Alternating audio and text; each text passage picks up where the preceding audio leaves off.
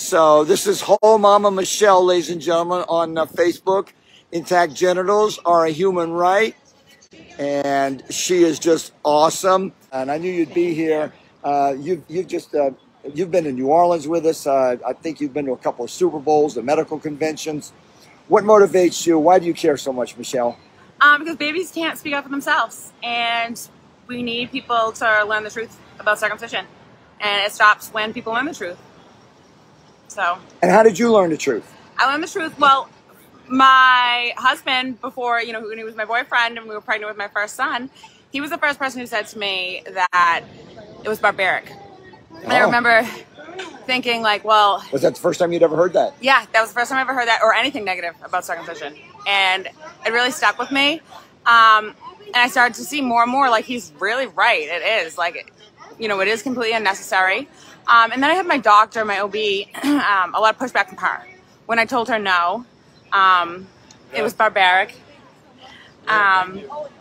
She was... Thank you.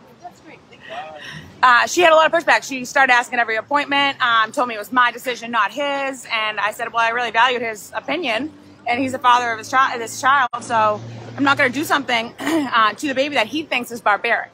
And I think because I said the word barbaric, she was really triggered as a performer of them. So she really pushed and pushed and pushed me to do it. And that was she created your me. Midwife. This is my OB. My second pregnancy, I had a midwife and never went back to the Your OB. OB? Yes. Wow. So she really pushed hard. Yes, and that's really what created me. Remember some of the things she said? Well, she told me it was cleaner. My son had a kidney issue, and she tried to use that. Luckily, we saw a urologist at Tufts that told us there is no risk of leaving his foreskin intact. Like, there is no increased risk of UTI, and especially in relation to his kidney. He might have an increased risk because of his kidney, but it is of no relation to his foreskin, and removing his foreskin will not prevent that. Thank goodness you got an honest urologist. Doctor. Yeah, thank God, because honestly, I don't know what I would have done with just having my OB being so pushy and not having any other medical professional on my side. So you left her in the dust? Yes, I did. Did she know why? Oh, she knew. She knew. We talked about it.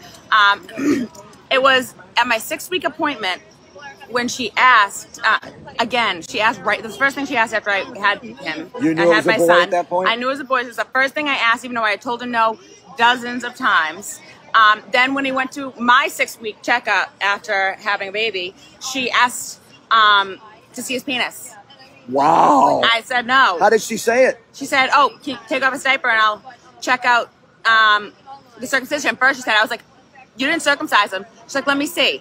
I'm like, no. Wow. Holy moly. No, and I told her right then, we won't be coming back.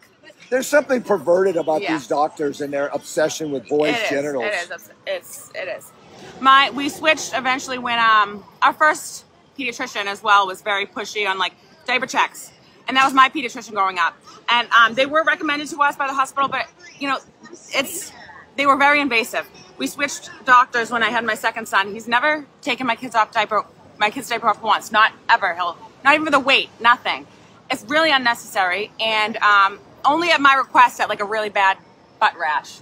And still just looks at that, closes it back up. It is not normal for doctors to be basically checking your children's genitals. And Michelle, you have protested across the nation with bloodstained men. What motivates you to travel to, you were in New Orleans with us. What motivates you to work that hard on this issue? Well, it's these medical professionals to let them know that people are not going to sit down and take it. Most of my travel has been surrounding the medical conferences, the OBGYN conference and the American Academy of Pediatricians conference.